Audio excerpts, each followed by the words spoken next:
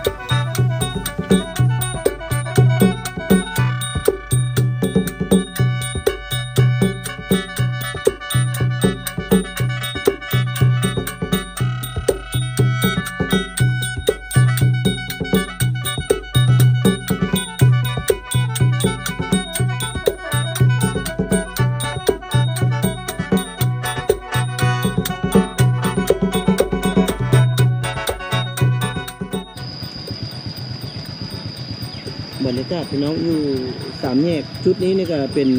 จุด3 แยกที่มีบรรยากาศดีที่สุดเป็นบนรถไถเพิ่นกำลังมาจะเพิ่นจะขึ้นทางไหนมันขึ้นทางเฮาเบิ่งทางมันบ่เดี๋ยวเบิ่งกันเพิ่นสิไปทางไหนทางนี้นี่เด้อนี่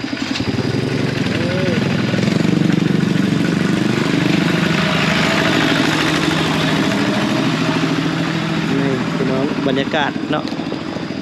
กระทักทายสบายดีเนาะพี่น้องผมกับบัตรขับอากาศมื้อนี้เลาะชนบทเมืองยมราชก่อนพี่น้องเลยก่อนที่จะเดินทางสืบต่อไปเมืองอื่นแต่อยู่ในจุดนี้นี่บ้านนี้เพิ่นจะเอิ้นว่าบ้านธาตุเนาะบ้านธาตุเมืองยมราชไข่ขมวดเนาะซึ่งบ้านธาตุนี่ก็จะมีวัดในของเขตนี้จะมีบ้านเดียวบ้านนี้แหละที่มีวัดนับถือศาสนาพุทธเนาะอาชีพก็จะเป็นชาวไร่ชาวนามื้อนี้ก็พาทีมงานจากสวรรค์เขตเดินทางมาทางชนบทสวรรค์เขตสบายดีเจ้าบ่จ่อยพี่น้องผมกับบ่จ่อยพาเที่ยวเด้อท่านผู้ชมคืออธิบายให้บ่จ่อยฟังก่อนพี่น้องเพราะว่าบ้านนี้ก็เป็นชนเผ่าเราเทิงกันโอ้ชนเผ่าเราเทิงแม่นชนเผ่าเราแต่มีวัดชนเผ่าเราเทิงอยู่จุดนี้นี่ก็สิมีน้อยบ้านที่บ้านชนเผ่าเราเทิงสิมีวัดส่วนใหญ่นี่เขาจะนับถือผีอันนี้เพิ่นมีวัดแล้วยังถือผีคือเก่าอยู่บ่แม่ก็ถือทั้งสองพุทธก็ถือเนาะแม่ลงวัดแต่ว่ายังบ่ปะฮีดผีดังเดิมเนาะดังเดิมแต่พ่อแต่แม่บ้านนี้จะเป็นบ้านเก่าแก่พี่น้องก็สังเกตเบื้องต้นพร้าวบ้านธาตุเนาะบ้านธาตุเดี๋ยวเราสิเข้าไปยังหมู่บ้านเล็กๆอีกยังได้ข้ามน้ำห้วยเข้าไปจังได๋ก็ให้บ่จ่อยสังเกตเบื้องเนาะคืออยู่แถวนี้นี่เขาเจ้าไกด์เส้นทางลักเส้นทางลักเนาะบ้านเก่าแก่แต่ว่า เฮือนเก่าแก่นี่สิยังน้อย ยังน้อยเนาะ ยังน้อย ส่วนหลายแม่นประยุกต์บ่ล่ะก็ยังเห็นน้อย แต่ น้ำเซ่บ่นี่ น้ำกระถาง น้ำกระทาง มันจะตกใส่น้ำยม โอ้ น้ำยมจะตกใส่น้ำเสบังไฟอีกทอดหนึง ใส่น้ำ ไปหอดน้ำคลองเนาะ แม่นๆสายน้ำนี่ก็จะไหลมาจากภูเพียงหน้ากาย โอ้ ต้นน้ำก็คือหน้ากายคือเก่า หน้ากายเนาะ เดี๋ยวจังไดให้บอจ้อยได้สัมผัสกับวิถีชีวิตทางภาคกลาง โดยเฉพาะภาคกลางกับกลางขึ้นมาทางเหนือเนาะบ่แม่นเป็นครั้งแรกที่ออกจากสวรรค์เขตบ่นี่ แม่นแหละครั้งแรกที่ออกมาหาประสบการณ์เลยเนาะจะได้กับฝากพี่ฝากน้องเขาไปติดตามรับชมหน่อยเด้อตามชมเนาะให้กำลังใจกันเนาะครั้งแรกที่เขาออกมาชมภายนอกเพิ่นเนาะไป ไปเดี๋ยวพาเพิ่นเลาะเบิ่งก่อนพี่น้องบรรยากาศช่วงตอนนี้นี่งามอีหลีนี่อยู่จุดนี้นี่ก็ถือว่าเป็นบรรยากาศงามถามแน่ บ่มี ถามแน่โอ้ยขี้คุยแต่สาวบรรทัดนี่โอ้ยบรรยากาศทางนี้โอ้คักแหงตัวเฮาเบิ่งผ่านจอแล้วคักเนาะคักกว่าตาเป้าโซนอันนี้จะเป็นโซนพกพร้าวพี่น้องแต่ว่าบ่เตียงยังบ่ทันได้นำเสนอให้พี่ให้น้องได้รับชมเด้อพี่น้องเด้อได้รับทราบเนาะเพราะว่าเป้าหมายของเรายังเข้าไปด้านในอีกบ้านเท่านี้จะเป็นบ้านดั้งเดิมเลยของบ้านธาตุนี่เองเนาะอันนี้ก็เป็นโซนแบบยังดั้งเดิมเดี๋ยวจะมานำเสนอให้พี่ให้น้องได้เบิ่งแต่เป้าหมายของเขาวันนี้คือเข้าไปบ้านผาด่างเล่าเดิมแท้ล่ะนี่เฮือนแถวนี้น่ะเฮือนเล่าๆล่ะทรงเล่าเลยล่ะเนี่ย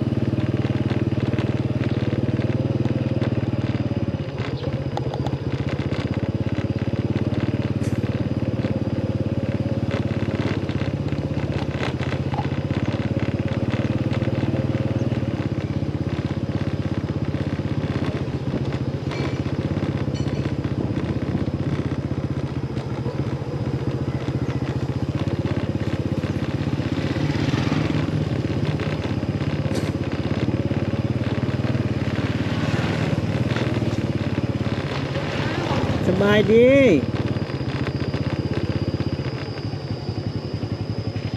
โ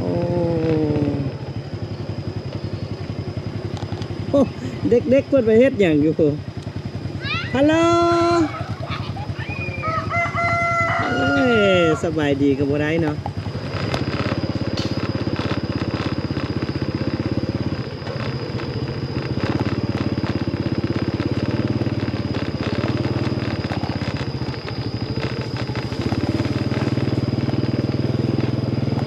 ทางเส้นนี้เนี่ยไปอีกบ้านยังอีกบ้านเดียวพี่น้องเป็นเพิ่นเอิ้นว่าบ้านผาด่างแต่บ่ฮู้ว่าเส้นทางไปนี่เส้นทางนี้ยังไปได้บ่นี่ไปบ่ได้ละเอาครัวจมครัวฟู่บ่ได้ละ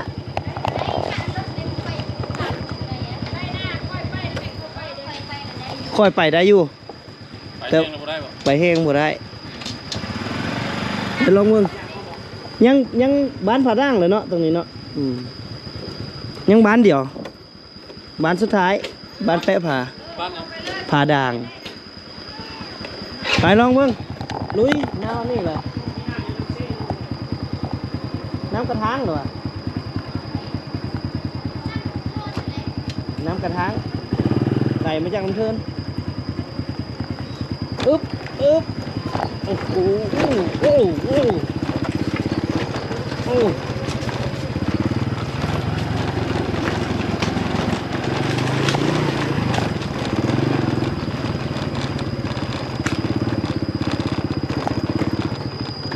จุดนี้แหละพี่น้องเขาจะได้ข้ามขัวตัวนี้แหละขัวจมขัวจมเอาสิไปได้บ่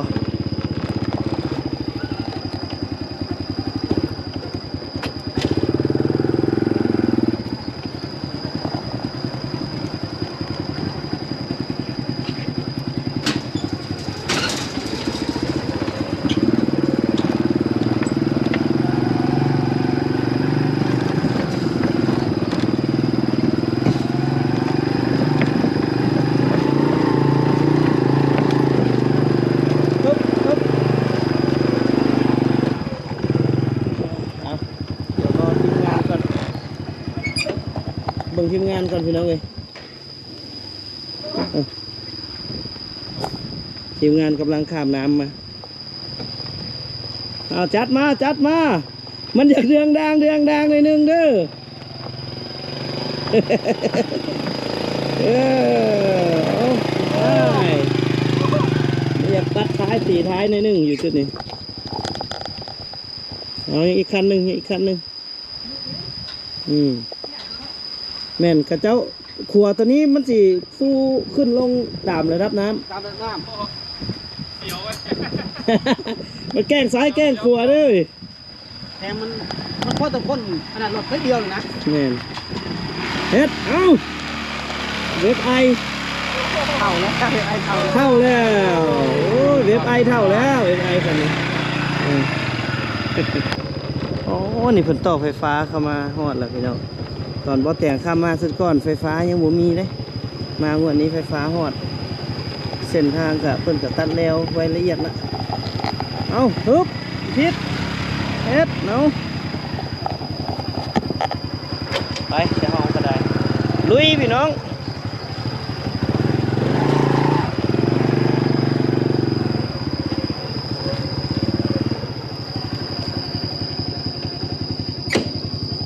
เอาเดี๋ยวเบิ่งอีกคันหนึ่งก่อนจัดมา รอดวะเฮ้ย รอดเส้นทางยังมีนักกว่านี้อีกไปเลยอันเดี๋ยวพวกเขาก็สิฮอดเลยเนาะพี่น้องยังมีคุ้มนี้กับคุ้มนั้นสองคุ้มอันนี้คือบ้านกุดประด่างเมืองยมราชเคยขมวนก็เป็นบ้านหนึ่งที่อยู่ติดกับภูเขาเลยเนาะก็บรรยากาศดีโลเคชั่นดีพี่น้องจุดทางนี้ก็จะเป็นพื้นที่ราบเป็นบ่อนเฮ็ดให้เฮ็ดหน้าข้าเจ้าเนาะซึ่งอยู่จุดนี้ก็เฮ็ดหน้าได้เพียงแต่ฤดูเดียวนะก็คือฤดูฝนส่วนฤดูแล้งนี่ก็สิบ่มีคลองชลประทานจุดนี้เดี๋ยวพวกเราเข้าไปเบิ่งภาพบรรยากาศวิถีชีวิตแล้วก็หมู่บ้านเพิ่นใช้ชีวิตอยู่กันจังไดอยู่ติดภูติดผาบ่มีเส้นทางเข้ามาฮอดบ่สิเพิ่นอยู่จังไดเดี๋ยวเราติดตามมันกัน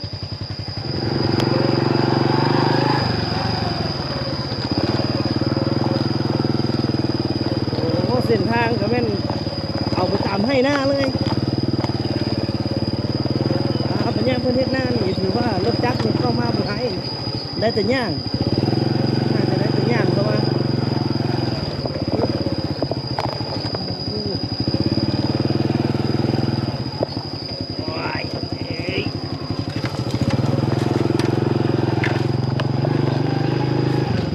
ยามเพื่อนเฮ็ดหน้านี่บอกเลยว่ารถน่าจะเข้ามาบ่ได้เนาะต้องมีแต่ว้าไปจังไดอันนี้เซียนแท้บ่พวกเจ้าไปแนวใดอันนี้ฮะตามคันนาเลยวะโอ้เขาไปทางไหนพี่น้องเอ้ยยุ่งละบอกเตียงบ้านนี้แน่ซื่อๆเลยบุดิโอ้บุกาตีเฮ้ยโอ้บุกล้าไป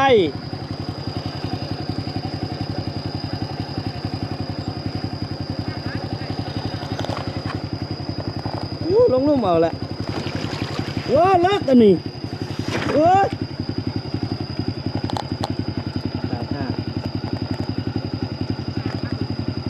ไปทางไหนนี่เฮ้ยฮะพวกเจ้าไต่ข้างหน้าไปเลยวะว้าวอีหลีนี่ ไอ้ลีดิแล้วเดี๋ยวห้อยรถตะไคร้กันแต่งหัวหน้าเผาจะยากนะ โอ้ยอมแล้วน่ะนี่มาดึงให้แน่ นี่ทางเข้าบ้านเนี่ยเป็นอันนี้ เอาบุมีทางเข้าไหนบ้านนี่ไหน ตรงชื่อบ้านกุดนะ บ้านกุดเนี่ยวะ บ้านกุดปลาด่าง โอ้บุกเขาเจ้าลุ่มผู้เขาเจ้าบอกว่าเขาเจ้าไต่เลย ไอ้นี่แหละ ได้แล้วตะไคร้ โอ้ลงหันเองสิยานพอบุกล้ารอดน่ะ ขึ้นไม่ได้ดอก จืดลงพุ่นเลยให้ได้เห็นบ่งอยรถตีนหน้าเขาสิ โอ้มาดึงนะ บ่ดึงพันได้ ดึงแน่นะ เอาก่อนจึงดึง ดึงแน่ อ๋อไปต่อบ่ได้เลยบัดนี้เนาะ โอ้ยดึงแน่ ไปผิดทางแล้วไปผิดทางแล้วเนี่ย โอ้ยดึงแน่ทวาร เด็กกับตะลงนี้มันเป็นทางเขาเที่ยวนี่ อ๋อเรียบร้อยไปบ่ได้แล้วทีมงานเฮาไปเมื่อ โอ้บุมือเลยดึงเลย สิกลับได้จังได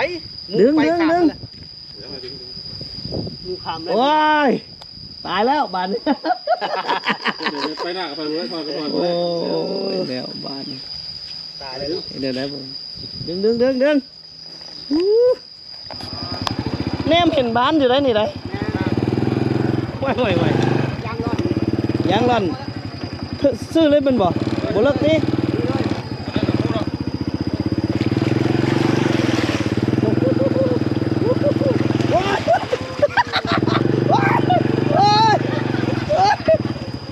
ตายแล้วดูนี่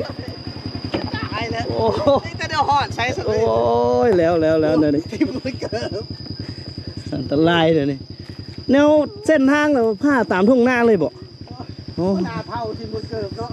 ตายแล้วนี่ต้องหอดใช้สุดเลยดิ เจ้าถิ่นเด้อนี่ เจ้าที่มือเกิบแล้ว น้องดูพี่น้องเอ้ย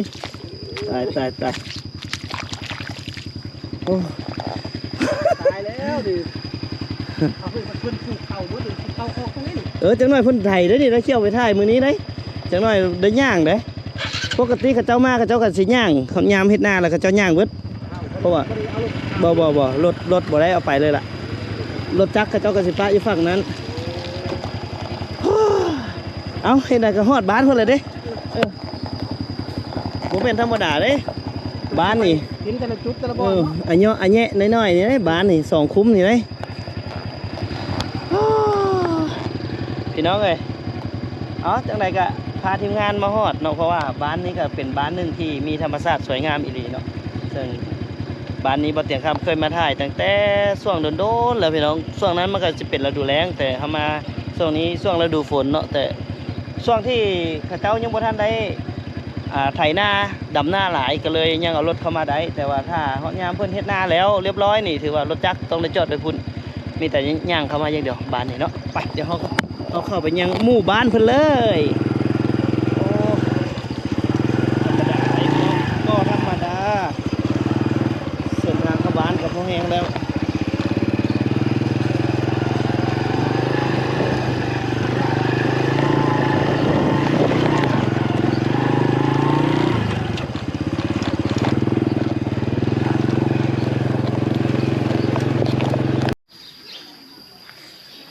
ไปเดี๋ยวย่างเบิ่งพี่น้องย่างเบิ่งหมู่บ้านคุ้มนี้ก่อนนี่ก็ยังเป็นบ้านธาตุเนาะบ้านธาตุแต่ว่าที่เป็นอีกคุ้มหนึงบ้านนี่ก็โอ้เลี้ยงสัตว์ได้บ่มีไผจะขายงัวเนี่ยบ่ผู้ใดสิขายฮะขายงัวแม่หางัวเถิก ขายแม่ก็ขาย โอ้อยากได้งัวแม่นะ มันจะได้เงิน อยากได้เงินเนาะใส่งัวตัวใดสิขายฮะ งัวหันตัวดำหันเอานะ ตัวดำจากล้านเม โอ้ 2 ล้าน โอ้2 ล้านได้เยอะ ใช่ไหมจ๊ะ รับได้แค่นั้น 2 ล้าน 5 ตัวนั่นล่ะจะขายเลย ตัวเลยตัวอันอยูหันบ่ โอ้ขึ้น2 ล้านสิเฮาก็ชื่ออยู่ บ่ขายเท่าไหร่อันนี้โอ้ตัวเทิกอันนี้โอ้ตัวเทิกโหตัวเทิกมีแต่ซื้อไปเฮ็ดดองแล้วซื้อไปเลี้ยงเนาะโอ้งามเนาะหัวหลายเด้บ้านนี้ตัวเทิกอ่ะจักล้านฮะซ้ำเทิกอ่ะ 5 ล้านเบิ่งงัว5 ล้านนี่ก็สิประมาณอยู่ 8,000พี่น้อง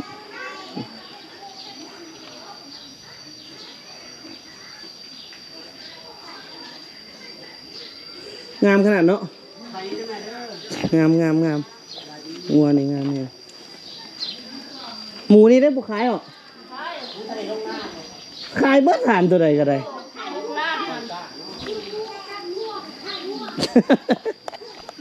เบิ่งงัวกันถามซื้ออย่างขายเบิดพี่น้องเลยถามซื้อสั่งกระขายนี่ก็ที่พื้นที่เลี้ยงสัตว์มันก็หลายอยู่นะบ้านนี้ก็ถือว่างานสร้างก็มีตารางใหญ่ๆโอ้เพิ่นใส่น้ำสร้างเนาะทีนี้เพิ่นใส่น้ำสร้างเลยโอ้ลึกแท้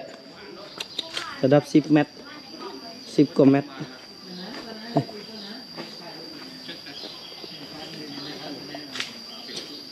สุดทางเอาหน่อมะม่วงกับลายแห้งโอ้มะม่วง เดี๋ยวเก็บมะกอกมาพร้อม เฮ็ดบ่เฮ็ดเพาะ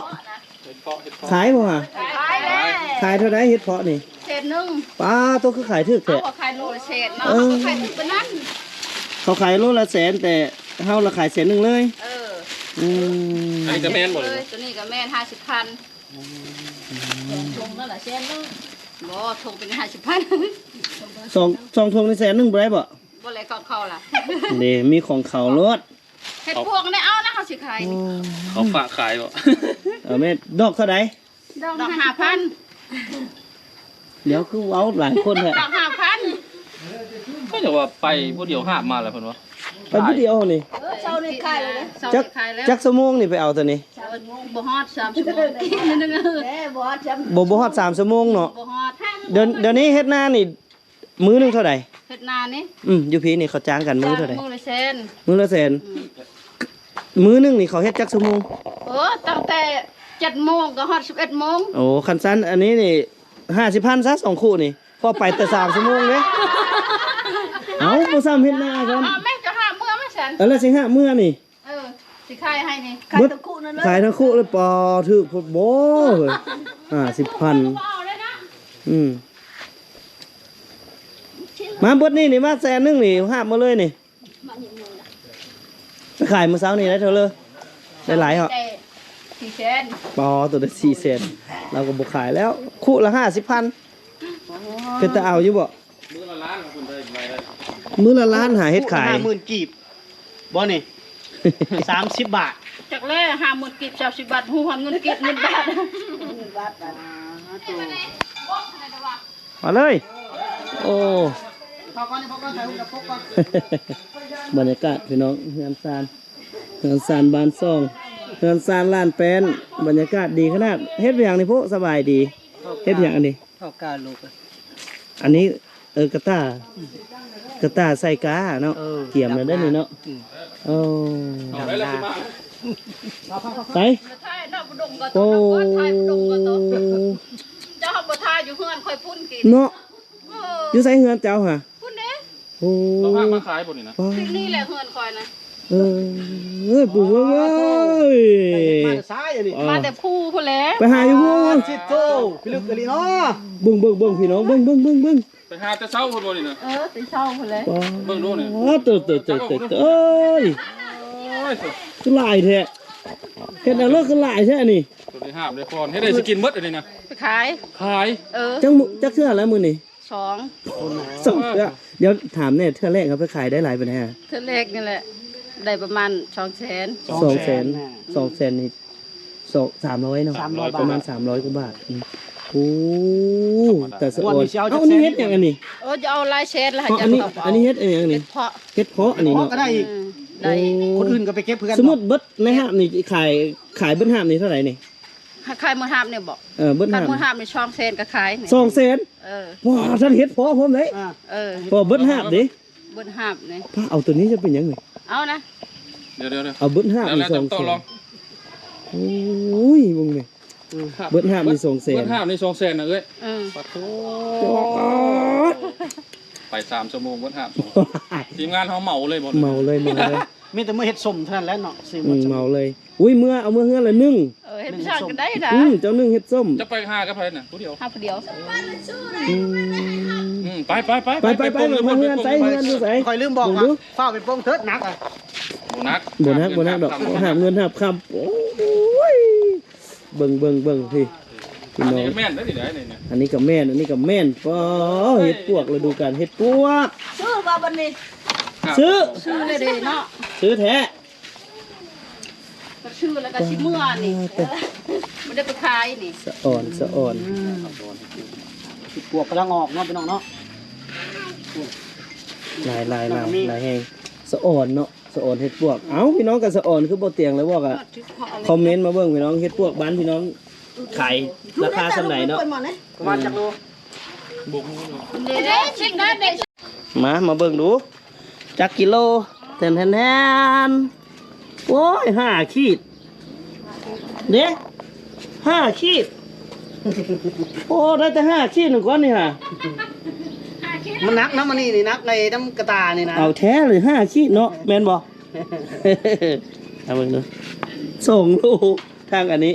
2 โลเนาะ ทางกระตาได้ พวกนี้งามเลยนี่ปิ้งนี่พวกนี้ แต่งาม อันนี้งามละ เท่าเรางงอยู่เลยเท่าเคี้ยวมาก ไม่เท่าเคี้ยวมากเสยบริสุทธิ์เนื้อมันไรเนาะเนาะแซ่บบ่ไม่เท่าแซ่บบ่ ก็บ่เข็บบ่ยุ่งอ่ะเคยแล้ว เคยแล้วเนาะ 2 โลบ่เฮ้ย 2 โลเต็มเลยทางกระตา 2 โลเต็ม แต่ว่าน่าจะประมาณโล7 กระต้านี่แสนกีบเนาะคนว่าเนาะ แสนกีบ ประมาณ180เนาะ ประมาณ180 ประมาณ180 บาทเนาะสำหรับเบิดภาพแล้ว2เต็มมันเอาเมื่อบ่ได้ดอกเฮา เอาตัวนี้กันครับ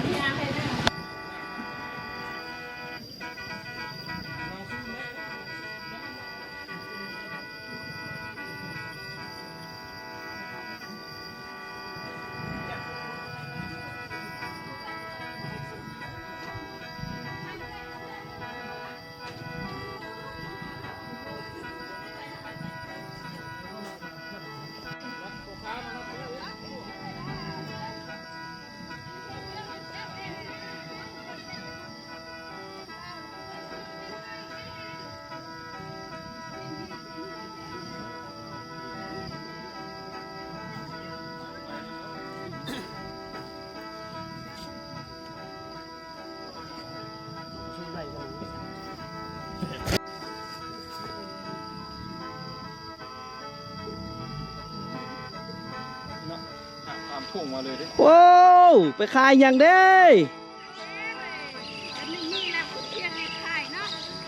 ฮะ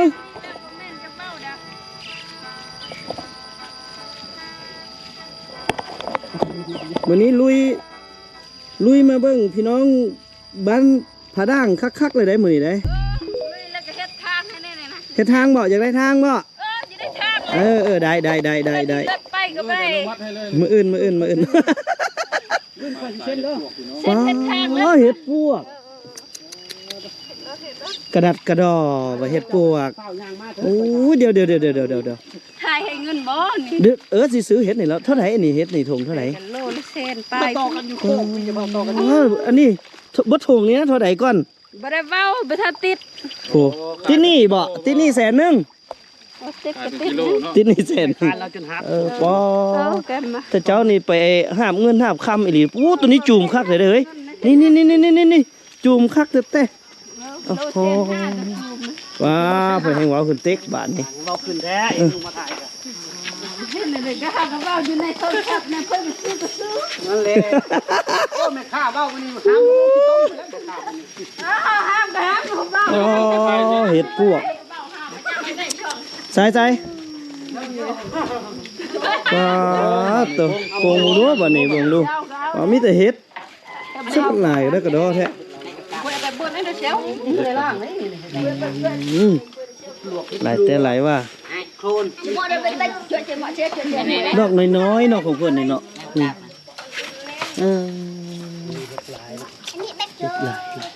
มันยังจุ่มอยู่ มีจูม จุ่มกันยังกันได้ล่างกันได้ล่าง แม่ เต้นเนาะ จริงเต้นนะเลยติด เอาไปติด หลายแต่หลายว่า เจ้าไปขายเป็นโล่หรือไปขายเป็นถุงมัน ขายเป็นโลแล้ววะ โอ้เพิ่นได้แต่ดอกจูบนะเพิ่นได้เงินได้คำอีหลีได้หั่นไหน คอยสิไปรุ่นน้ำเจ้าว่าเจ้า เรามาแล้วได้5เซนเช้านี่ ปอดตุน่ะ เท่าเลย คนนั้นก็5เซนกี่นี่ บ่เฮ็ดนั่นนะก็ได้กระโดดแท้เจ้าหึคือว่าเจอ ช่วงนี้หาเงินได้เนาะเนาะ เจออันป้าเงินป้าคำแท้ โล22โลโลอันนี้100,000บ่ 2โลเจ้าเซนนึง อ๋อ อันนี้ดอกจุ่มโลครึ่ง โลครึ่งอันนี้แหละเท่าไหร่ก็70,000 ทงอันนี้10,000นี่ทง ดอกจุ่มถือกดอกบาน 10,000นี่ทงนี่ทงนี่10,000โล เก้าขีด แพงเด้ 8ขีด ดอกจุ่มมันได้น้อยแล้วถือ อ่า ขายบ่10,000น่ะ ดาวละพัน ฮะ ดอกละพัน ดอกละพันแต่สะอ่อนเนาะเฮ็ดหลายแท้หลายว่า ให้ติดเนาะจะเรียดูติดเลย เอาเสลียธรรมดาได้แผนการค้าเราบ่ธรรมดาได้เหมือนกัน หลาย บ่ฮอดเนาะ โบดหายปลาโบนนำเสาใบตาม เมื่อย เมื่อยนี่คือเมื่อยอะไรเนาะเมื่อยเนาะอืมโอ้ยได้เรื่องโอ้ได้500,000แล้วมื้อเช้านี่ฮะ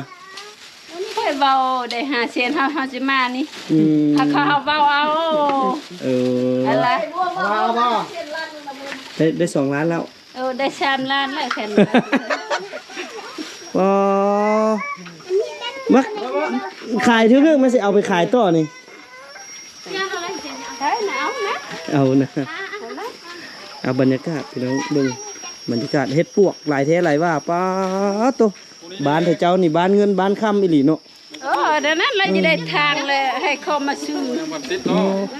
ขายไปโลบ่ จะได้ทางนั้น เอาในทางแล้วมันก็ทึกเลย ไปทึกก็ทึกมีคนมาซื้อนี่ละห้ามมาแล้ว เด้สัตว์ให้เฮานี่เด้สัตว์น่ะ ลาย เจ้าก็ขายทึกๆอยู่นี่พวกเฮาก็เอาไปขายต่อ จะขายให้ เอาไปให้ ผู้บ่าวจะขายแพงหรือวะ โอ้ขายให้ผู้บ่าวเลยให้ขายทึก บ่ทึกแล้วผู้บ่าวมีเงิน ขายผู้บ่าวนะบ่ ให้กินฟรีเนาะ ผู้บ่าวมีเงิน